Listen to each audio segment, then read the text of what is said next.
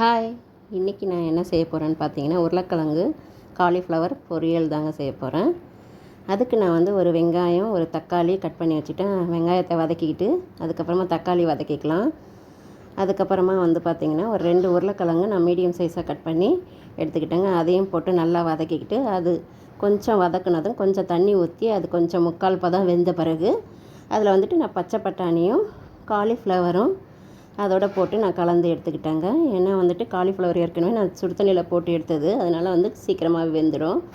அதுக்கு 2ம் போட்டு கலந்துக்கிட்டு அதுக்கப்புறம் கொஞ்சமாக தண்ணி தெளித்து அதை வேக வச்சுட்டு அதுக்கப்புறமா கொஞ்சம் ட்ரை ஆனதும் நம்ம தேவையான அளவு உப்பு, மிளகாத்தூள் போட்டு நல்லா கலந்து விட்டுட்டு அவ்வளோதாங்க, ஒரு சூப்பரான காலிஃப்ளவர் பச்சை பட்டாணி உருளைக்கிழங்கு போட்ட பொரியலுங்க. இது எதோட வேணால் நம்ம தொட்டு சாப்பிட்லாம். ரொம்பவே சூப்பராக இருக்குங்க. வீடியோ பார்த்துக்கிட்டே லக்ஷ்மி சமையலுக்கு சப்ஸ்கிரைப் பண்ணிக்கோங்க. யாருக்கெல்லாம் இந்த பொரியல் பிடிக்குன்றதை கமெண்ட் பண்ணுங்கள்.